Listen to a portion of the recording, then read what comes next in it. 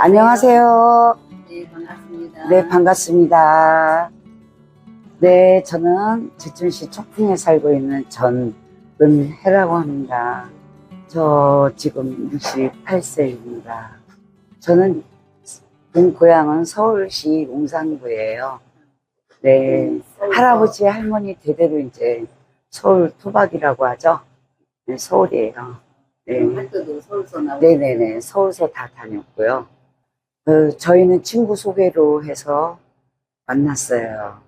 연애하셨나요? 네네네, 연애 몇 결혼. 년 동안 연애하셨어요? 한 3년 정도? 2년 반에서 3년 정도 이제 왔다 갔다 교제하다가 부모님 양가 허락하에서 결혼했어요. 그럼 어떤 면이 좋으셨어요? 성실하고 또 저희 쪽에서는 술을 안 드시는 그런 남자를 부모님이 원하셨기 때문에 술을 안 드셔서 성실하고 그래서 결혼했습니다. 아기를 결혼식을 하고 나려고 결혼식을 좀 늦게 했어요. 그래서 그 후에 아기를 낳아서 하나를 낳았어요. 딸 하나요. 예예, 지금 현재 같이 살고 있는 딸 하나지. 그럼 따님은 결혼 안 했어요? 아직 미혼이에요.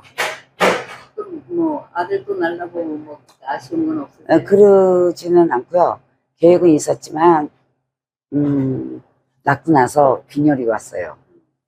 빈혈이 와서 아기를 그냥 안 낳기로 결정했죠. 그래서 하나만 키웠어요. 저는 개인 일을 했는데 거의 디자인 쪽에 일을 많이 했어요. 샵도 토탈 샵을 했고 전체 디자인이나 뭐 의상이나 또 메이크업이나 코디 사업을 했어요. 방송국 일도 겹치면서 그런 일도 하고 취미로는 도자기와 미술을 전공했어요. 예. 그럼 그래서 사람은 또 지워지는 기억력이 있기 때문에 좋은 일이나 기쁜 일이나 뭐 슬픈 일이나 빨리빨리 잊혀지는 게 사람이잖아요.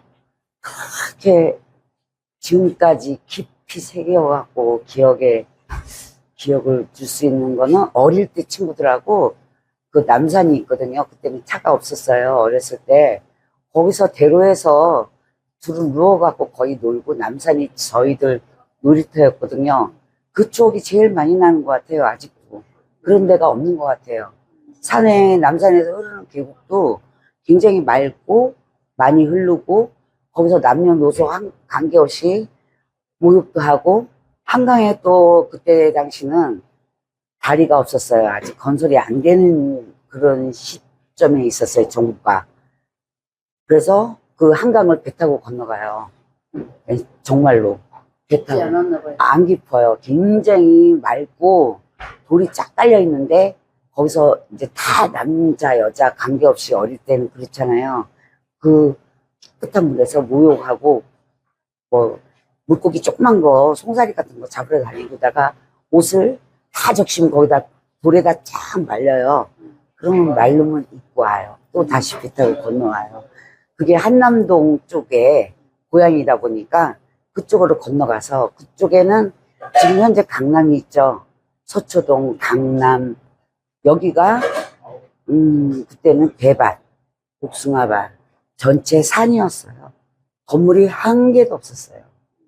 그냥 산하고 한강물하고 수영할 수 있는 그런 장소인데 지금 수영 못하죠. 그렇죠. 너무 물도 춥고. 네. 오염도 됐고요. 네네. 정말 좋았어요. 저가 30대 초반 바로. 네. 그러면 전시회도 하시고. 아니요, 아직 그거는 저와 직장도 다니면서 경제력도 있어야 되니까 직장도 다니다 보니까 그 여가생활 취미로 할 수 있는 제 실력을 느낄 수 있는 시간의 여유가 없었어요, 인생에서.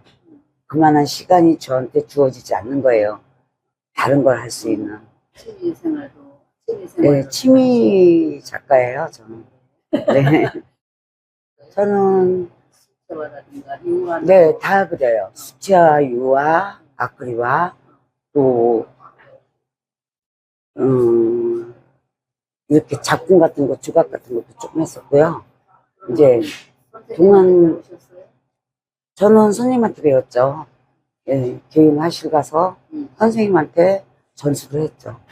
대학에서 안 배우고. 예, 예. 그 선생님은 유명한 화가분이시고, 저는 유명하고 안 유명하고가 중요한 게 아니고, 오랫동안 그 선생님한테 전수를 받았어요.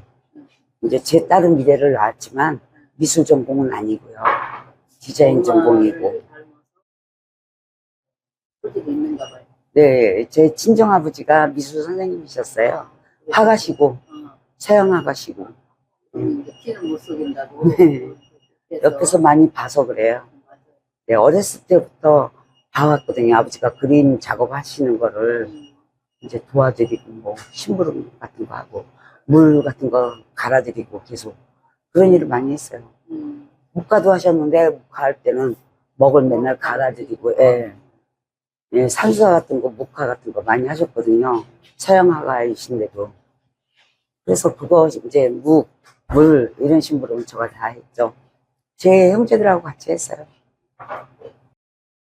제가 고향에서 한 번도 어디 이주를 해본 적이 없어요.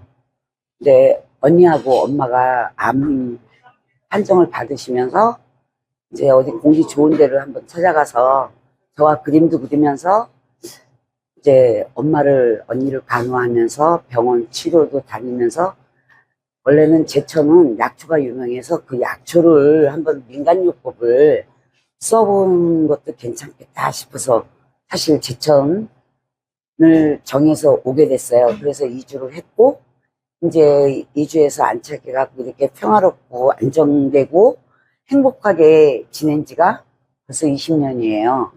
저희 여기 반 고향이죠. 한국 사람 다 되시고. 네네네네. 이제 있다 보니까 또 지내다 보니까 환경적으로 참 좋고 공기도 좋고요. 공기 때문에 엄마가 또 오래 살았어요. 네, 서울 그 아파트 속 가스 냄새가 아침 새벽이면 조금씩은 나요. 어느 단지나. 그 냄새 안 맡고 좋아요. 그래서 청풍이 이제는 좋아요. 제천시에 청풍면에 이렇게 안착돼 갖고 생활하는 저희들의 이 생활이 만족해요. 행복하고. 엄마도 오래 사시고. 딸이 대학 다니면서 요리에 관심이 많아서 요리사 되는 게 꿈은 아니었지만 자꾸 집에서 연습을 해요. 취미로 빵도 만들고 이 음식 저 음식 다 만들어서 가족한테 먹어오라고 그렇게 하다 보니까 자격증을 8개, 9개를 따게 된 거예요. 그래서 여기서 이제 엄마를 또 간호하다 보니까 직장 생활을 조금 하다 보니까 간호를 못 하겠더라고요. 시간이 안 되고 엄마가 또 혼자 계시니까 불안하고 그래서 우리가 간호하면서 직장을 안 다니면서 살 수 있는 현실은 또 저버릴 수 없으니까 그렇죠. 생활고를 의식주도 해결은 해야 되고 그래서 딸하고 생각해낸 게 그럼 조그맣게 커피를 팔면서 빵을 구워서 빵을 여러 번 만드는 경험이 많다 보니까 빵을 구워서 그럼 팔면서 생활을 해보자. 그래서 시작한 게 2년 됐어요. 그러니까 2025년이니까 2023년도에 오픈을 했어요. 근데 저희 딸이 빵을 수개월을 밀가루 갖고 연습을 엄청 많은 시간을 할애를 했어요. 몇 개월을 그걸 버려가면서 먹어보고 엄청 많은 시간을 테스트를 하면서 자기가 실험해보고 이렇게도 해보고 저렇게도 해봐갖고 여러 가지 빵을 이제 손님들이 좋아하실 만한 빵들을 사실은 여러 가지를 만들었어요. 5가지를. 근데 거기서 여러 가지를 만들 수 없는 조건이 우리 가게가 워낙 적다 보니까 이제 한 가지로 정해졌죠. 근데 만족하는데 그게 유명해졌다고 그래서 어떤 우리가 뭐 이게 특별히 어떤 온라인상의 선전이나 어떤 인위적으로 만들어낸 광고 효과로 인해서 유명해진 게 아니고요. 저희 딸이 엄청 열심히 노력을 했고 그 성과를 봐요. 결과물이 나왔다고 보거든요. 저는 제 입장에서는 객관적으로 왜냐하면 연습을 굉장히 많이 했어요. 그 저희는 소금빵을 진심으로 우리가 먹듯이 다른 손님들도 드셔갖고 맛을 느껴야지만 판매를 한다고 생각을 해요. 자부하고요. 요새 지금까지도 그래 왔어요. 2년 동안. 그래서 다른 빵은 이제 물론 하겠지만 우선은 이 소금빵이 시간이 엄청 많이 걸리는 소금빵이에요. 그래서 서울에서도 각 매장에서도 비싼 이유가 이 소금빵이 만드는 과정이 굉장히 길어요. 하루 24시간이 다 들어가고 구워내요. 그 다음날. 그래서 소금빵이 비싼 거예요. 아무것도 들어있지 않은 빵이고 뻐도만 들어가요. 발효버터만 들어가는데 발효로 해서 네네 발효 숙성 과정을 거치는 게 10시간이 이상 걸려요. 그러고 나서 거지는 게 5분에서 20분 정도 거져요. 천천히. 그렇게 해서 내놓은 빵이 소금빵인데요. 소금빵은 담백하거든요. 담백하고 고소하고 겉은 좀 바삭하고 안은 촉촉해야지 정상적인 빵으로 저희가 소비자한테 빵을 판매할 수가 있다고 봐요. 그냥 이대로 소소하게 뭐 외초에 우리가 큰 꿈을 기대는 안 했지만 현실에 만족하고 마음을 비우고 따뜻한 마음으로 우리가 행복하게 부모님이 오래 사셨으면 좋겠다. 이 한 가지만 목표를 뒀었거든요. 근데 사람이 욕심이란 게 또 있다 보니까 현실은 또 무시하고 접을 수 없으니까 여기서 그냥 이대로 만족스럽게 소비자도 드시는 분도 만족스럽고 좀 더 우리가 진솔한 마음으로 정말 그렇게 계속 이어진다면 그 이상 행복한 건 없을 것 같아요. 거기서 만족해요.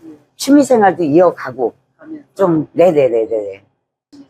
저는 지금 우리 방이 워낙 화실방이 제 방이 작고 협소해서 식구들 자는 방도 사실 딱 하나씩 자는 방이 없어요. 그래서 지금 그림 그 화실방을 따로 꾸미려고 이제 짐을 한꺼번에 몰아놓고 저 그릴 때마다요. 예전에 습작으로 그려놓은 게 이 가게에 다 벽에다 다 걸어놨었어요. 근데 다 팔렸어요, 사실은. 제가 생계형 작가거든요. 아까도 말씀했듯이 제 나이에는 현실을 무시할 수 없는 나이이기 때문에 제 나름대로 제 취미로 인해서 생계형 작가로 제 마음속에 정했어요. 그래서 팔아요. 판매를 해요. 당연하죠. 근데 다 팔리고 없는 거예요. 뭐래도 갖다 놓으면 다 나가는 거예요. 그래서 저는 이 작품은 습작이고 제가 볼 때는 이게 작품이 아닌 것 같아서 못 팝니다. 그랬어요. 10,000원에도 못 팝니다. 그랬어요. 그랬더니 아니래요. 자기는 이걸 원하니까 본인은 원하니까 사시겠대요. 그래서 마음대로 놓고 가시라 그러니까 돈을 더 놓고 가시는 거예요. 그런 쪽에 이제 제가 막 전문적으로 막 들이대가 막 뭐래야 그게 아니고 막 전문적으로 막 그려서 할 수 있으면 하겠는데 협소한 가게에서 또 제가 시간적으로 메인 몸이고 딸을 도와야 할 메인 몸이고 이제 커피도 딸이 내려주면 저는 서포트를 해야 되거든요. 컵을 갖다 놓거나 뭐 물을 따르거나 손님을 대응해 드려야 되고 이래서 제가 이 직업을 아직 생계형 작가를 꿈을 잠시 내려놓고 있어요. 네.